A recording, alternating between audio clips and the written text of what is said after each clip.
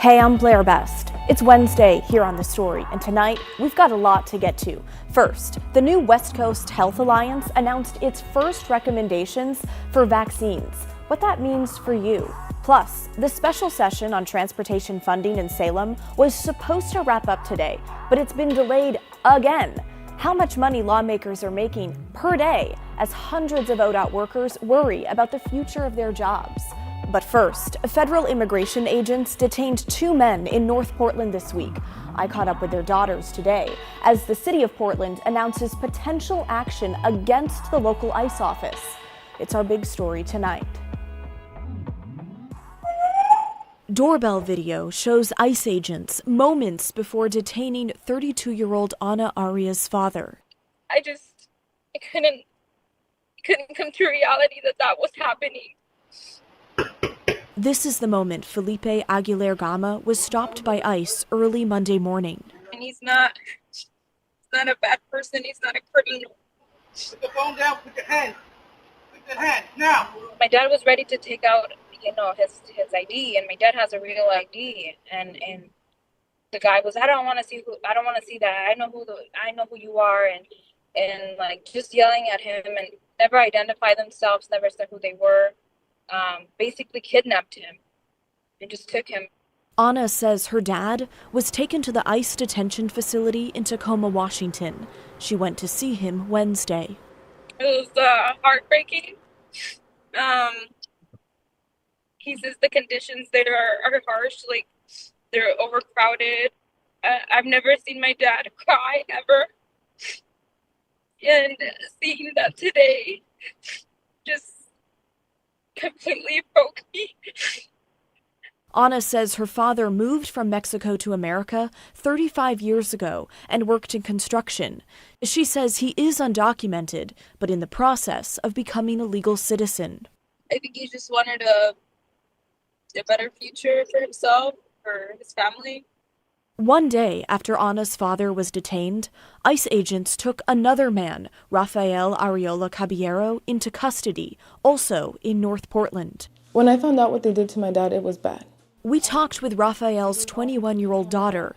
She did not want to share her name or show her face on camera, concerned for her safety. My dad was leaving for work. He takes the same route every day, and I told him in the morning because my sister told us there's cars with no plates, very dark tinted windows around the area by the soccer field near your house. And I want to tell my dad, and I was like, yeah, tell my dad. I was like, I'll text him too. I'll let him know that there's people that can cause danger to him. I texted my dad, never got a response. 40 minutes later, she says ICE agents broke the window of her father's car. They were covering their faces, never told my dad who they were. They were just asking him to get out of the car, to get out, that if he didn't get out, they were going to pop his window. They popped his window, and the car is destroyed from that incident. And they just left the car, took keys, they took my dad's wallet, they took everything, just left his hat, his coffee cup, and peanuts that he took to work yesterday. My dad offered to give him the red card that they offer for anybody who is undocumented, and they completely ignored every right on that card. So where is your dad now? He is being detained at the Tacoma processing center right now. They hurt my dad. My dad had a surgery about 3 weeks ago to help his elbow get better from arthritis. Yesterday he still has stitches in his elbow. He's hurt. I know he is. She says Rafael moved from Mexico to America 20 years ago when she was 3 months old. Because the situation that we live in Mexico is very, very bad at the moment, which is why we're trying to fight for my dad's case. There's a lot of shootings, killings, and massacres in the area where we live. Mm-hmm. It's not safe for my dad. Her father is undocumented, and it's now up to her to take care of the family, she says. Right now I have this big responsibility to look after all my siblings, after my mom. It's a heavy weight. And it gets hard. I'm still trying to get used to the presence of my dad not being here.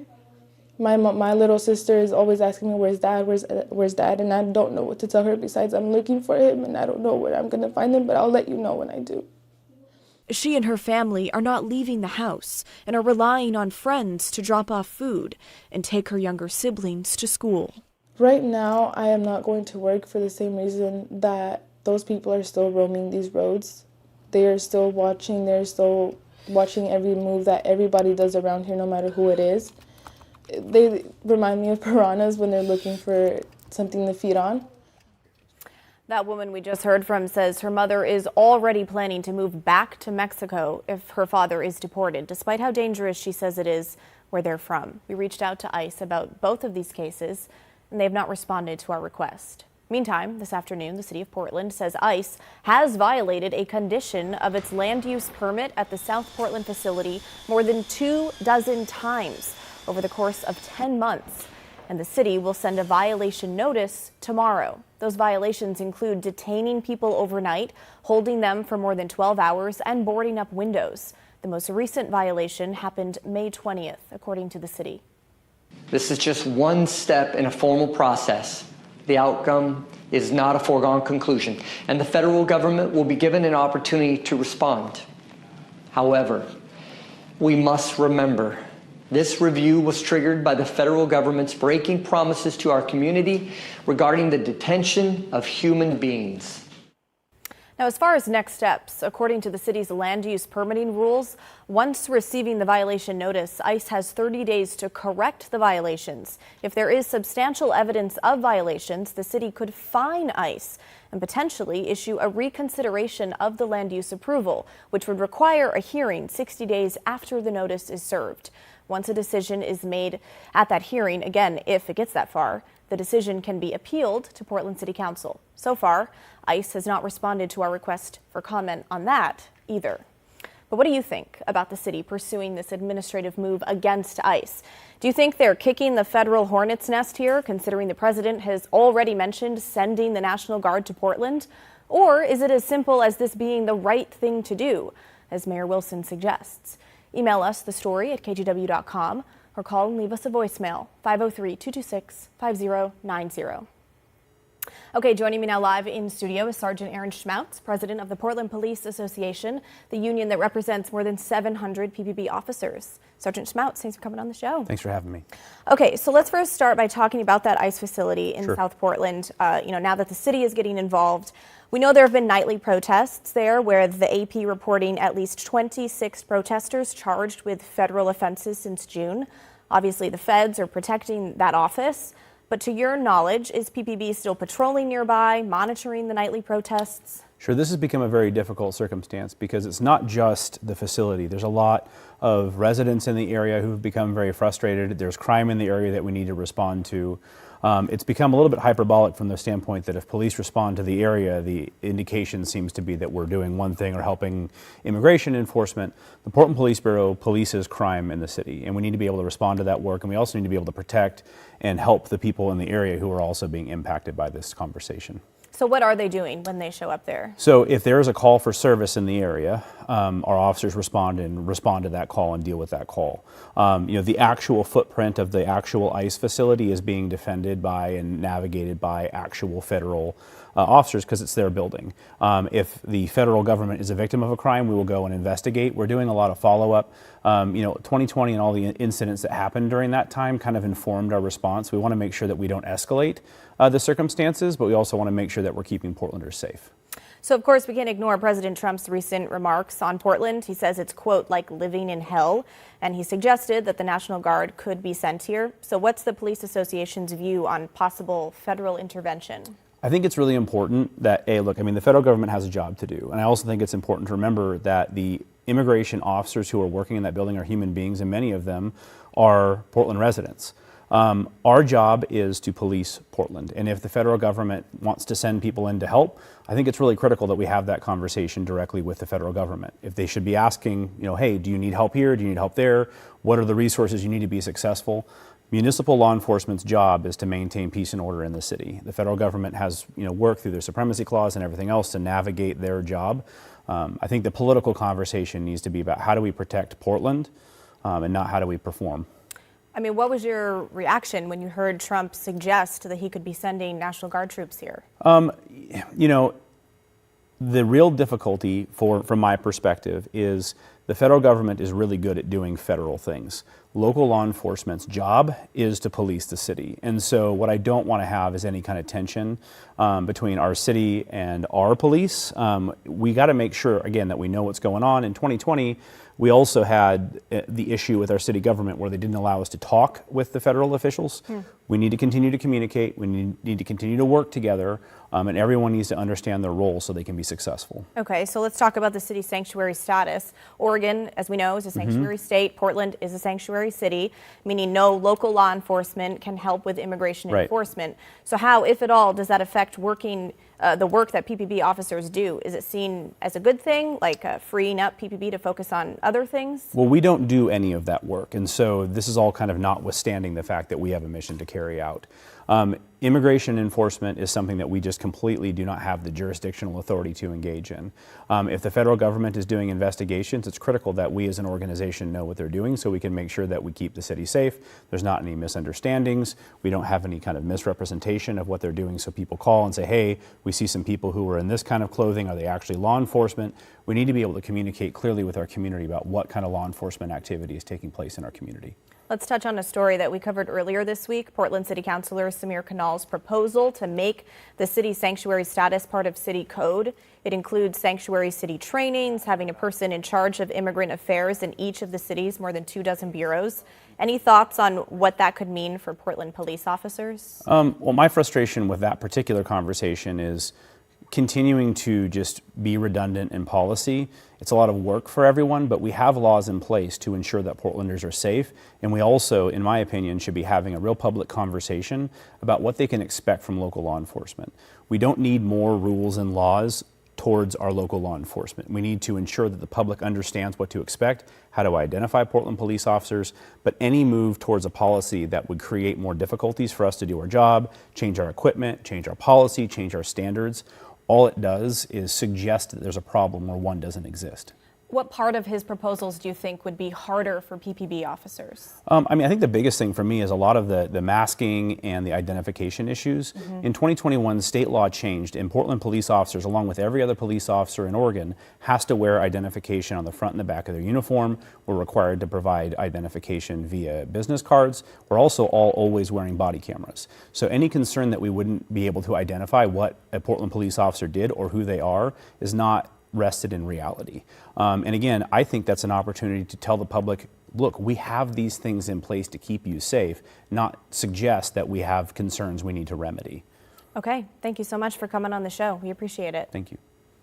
Well, coming up next on the story, Governor Tina Kotek is directing state agencies to make COVID vaccines available at pharmacies and doctors' offices as part of the new West Coast Health Alliance, when those vaccines are expected to be available. Plus, Oregon's special session on transportation funding delayed yet again.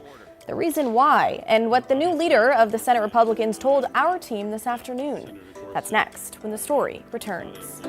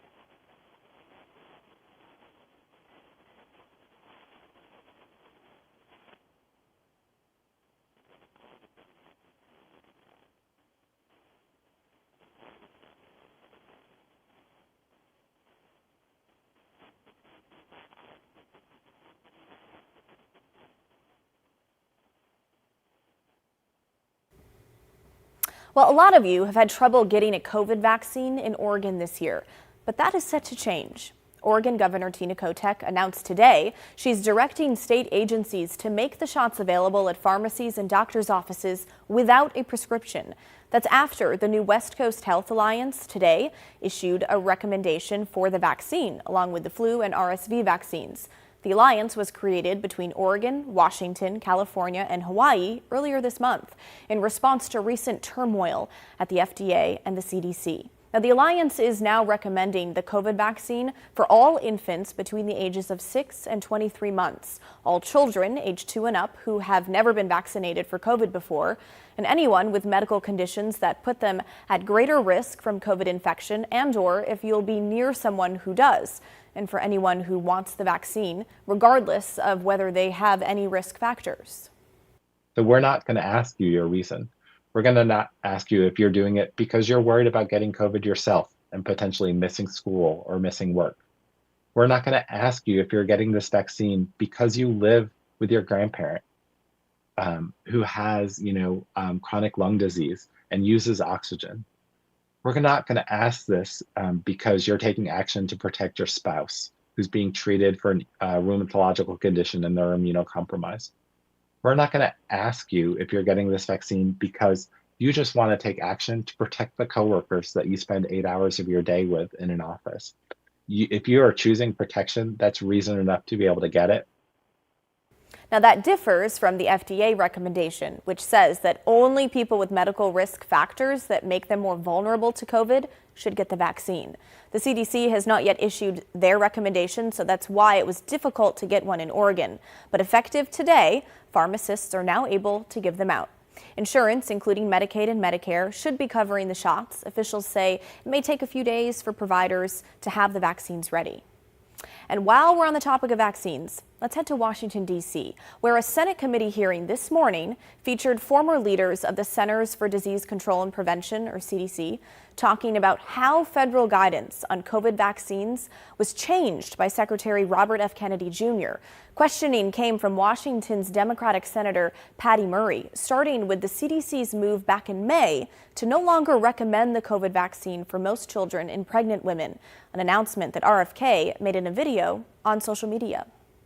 Dr. Howery, I wanted to ask you, how did you learn about CDC's new COVID vaccination guidance in May?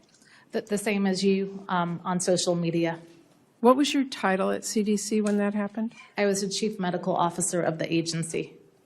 It's unthinkable to me that the chief medical officer at CDC was left in the dark about such a consequential public health decision that affected real people. Dr. Howery, how was this change in guidance supported by scientific evidence?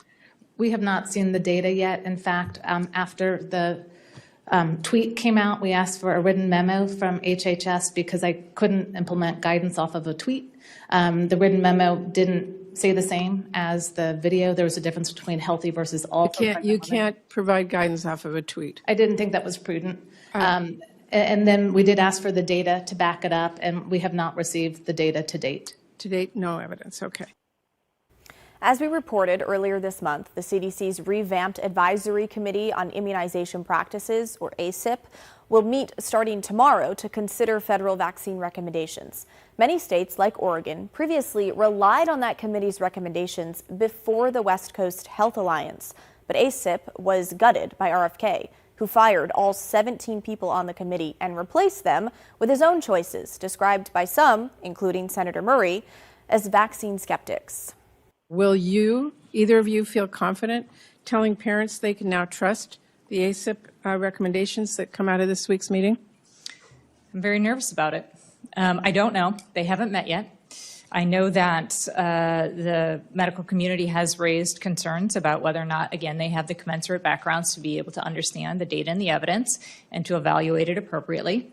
I haven't prejudged. I don't know what will happen, but I certainly will be watching. Dr. Howery? I have significant concerns as the public hasn't been able to weigh in.